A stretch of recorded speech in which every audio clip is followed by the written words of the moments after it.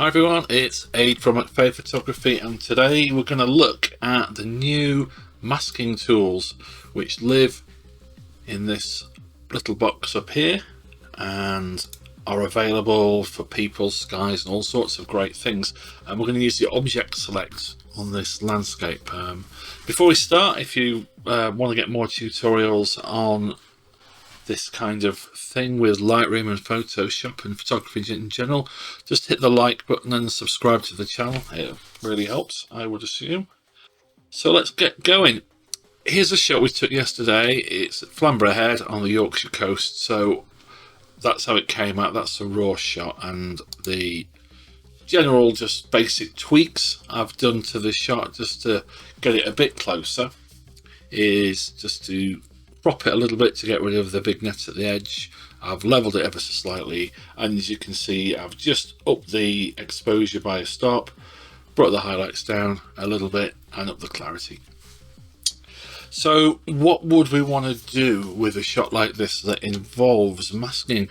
Well, I would suggest we maybe want to add a bit of sharpness and texture to make the rocks stand out, but not do it to the sea.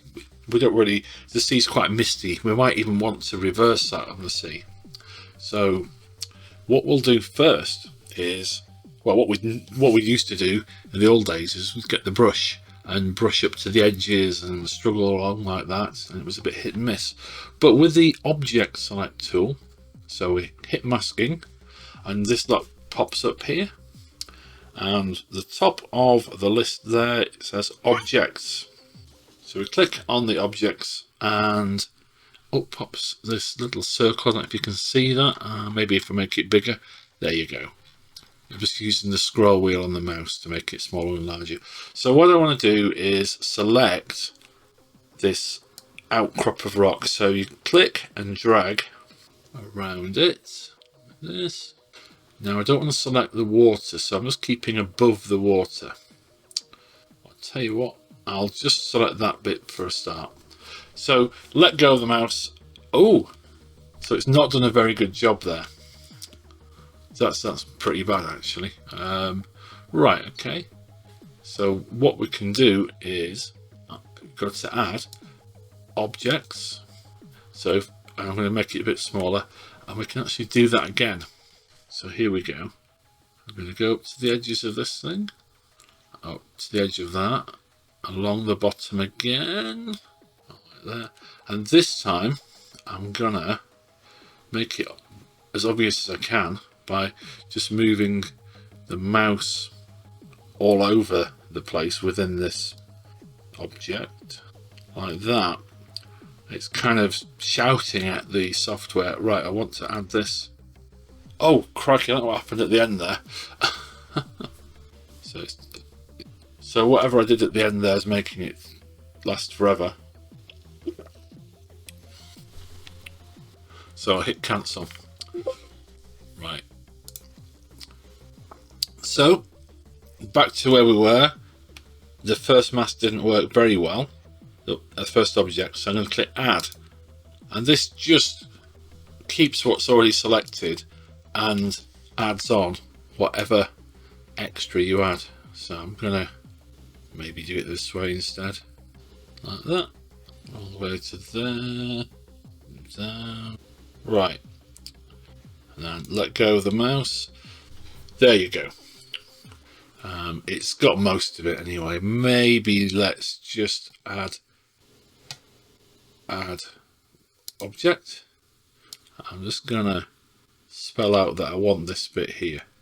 The reason for that is it's got a sharp edge, and I don't want, oh crikey, it's avoided the sharp edge, look. Alright, well let's zoom in.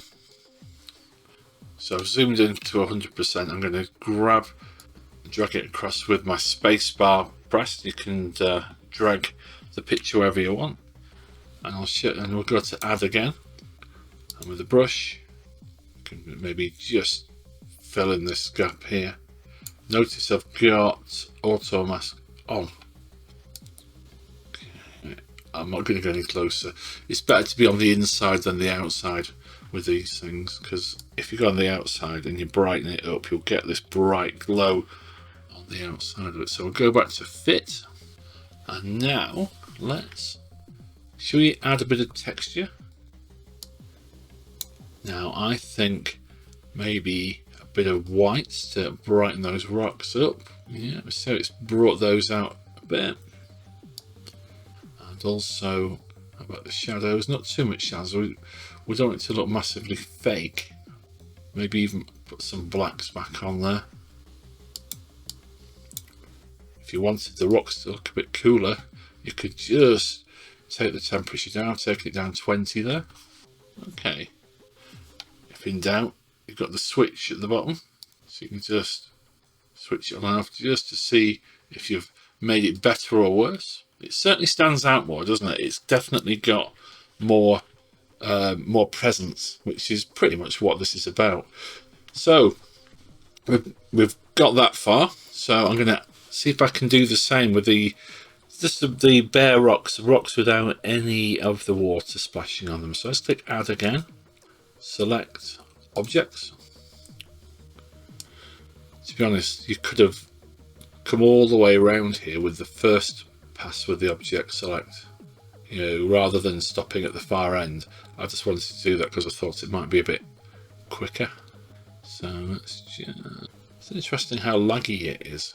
So let's go over there. We can go back onto the rocks and just, there we go.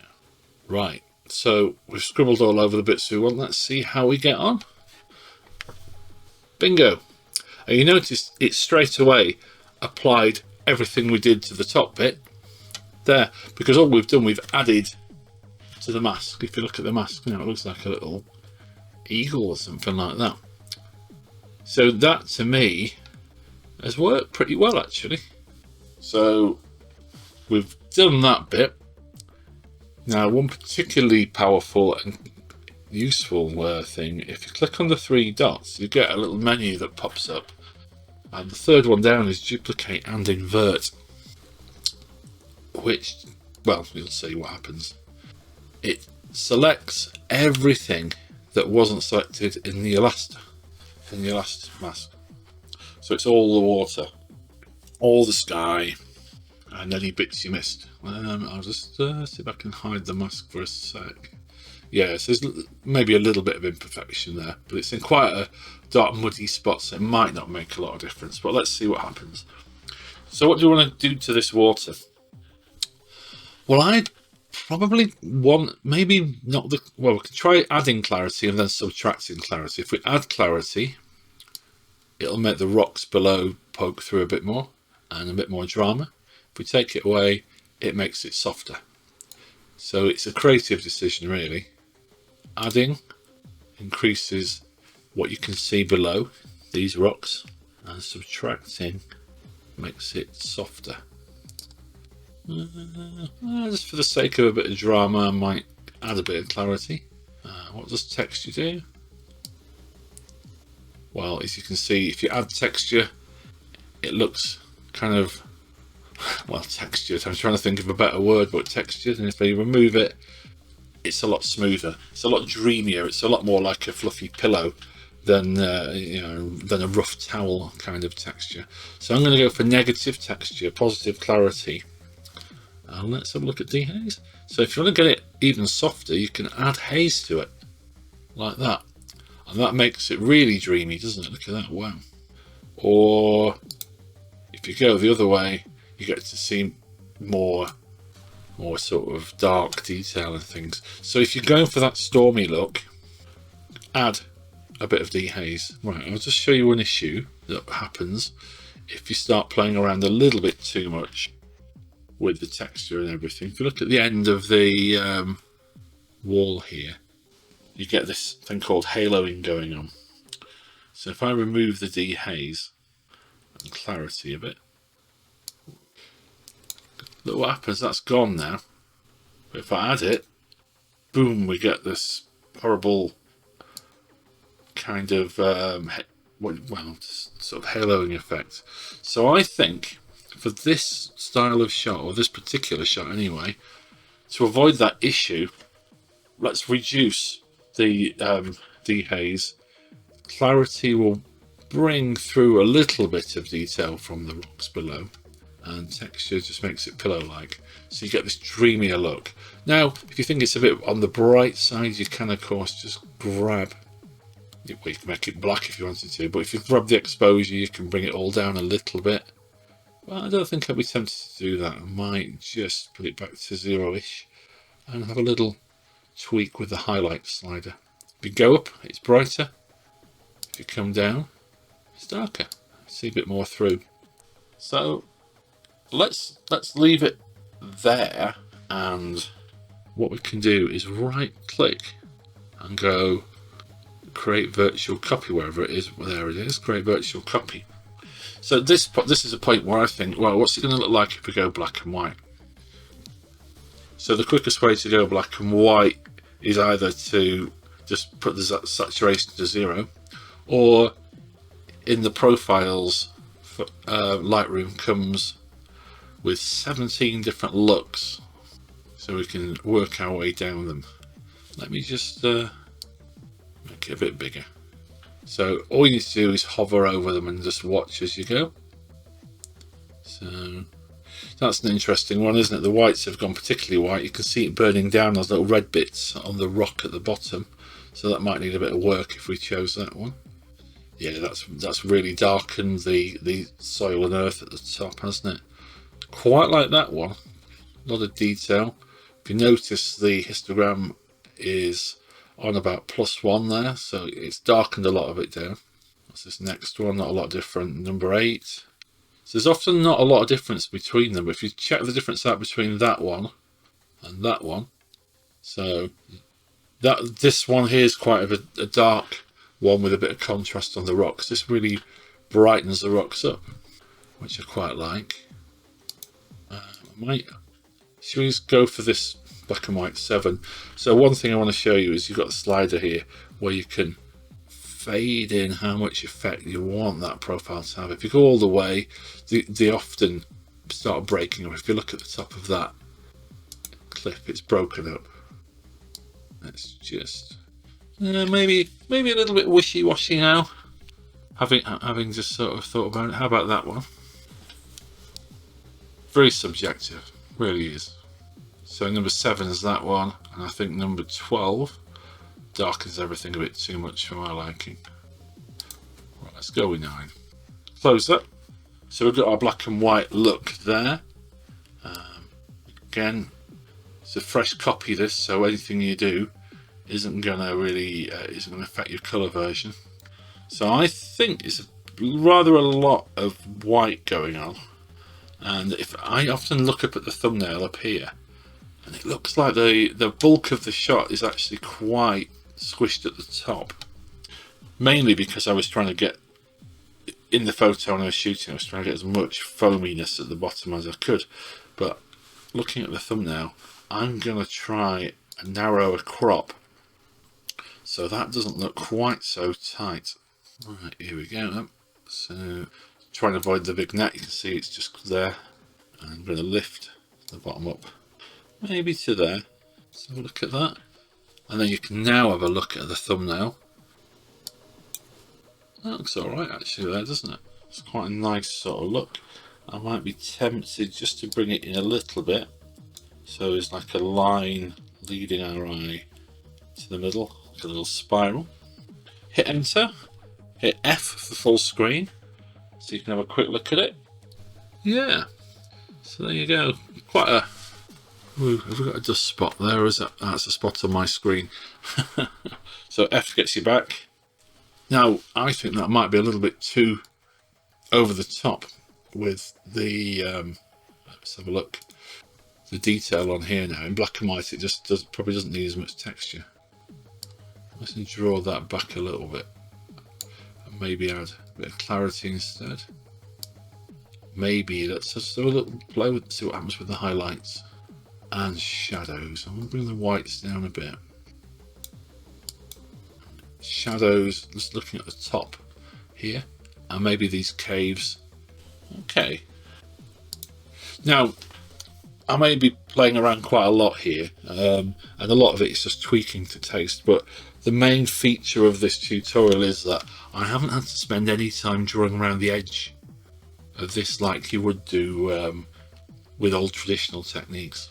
Using that object select and scribbling in the area you want to affect really sort of gives you a quick and fairly clean edge.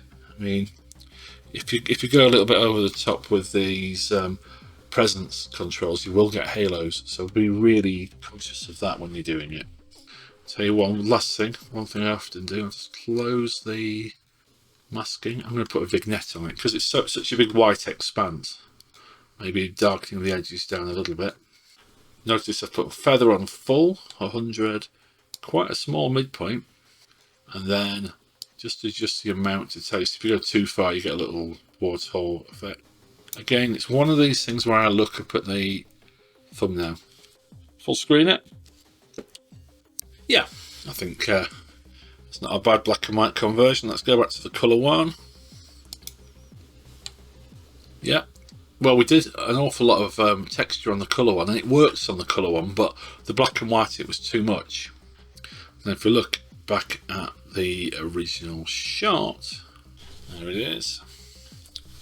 So from that to that. You know what, maybe it is still a bit bright on these rocks here. Yeah, I think I'm going to darken those rocks down a little bit. Not much, it's just when you see the natural rock off the original, there isn't quite so much contrast going on. So this is a great thing about Lightroom. It's non-destructive. You can always pop back and just tweak things a little bit. And if you decide in a year's time when you come to printing this or something like that, you can open it up in Lightroom and just tweak away. Here's a thing I spotted. This little bit of a rock at the bottom there. Not sure I want that on the edge, and there's one there as well. So let me just get the crop tool. I'm going to lift it above that. Yeah, right. So we should have a fairly clean lower edge. Right, I've said enough. Hope that helps.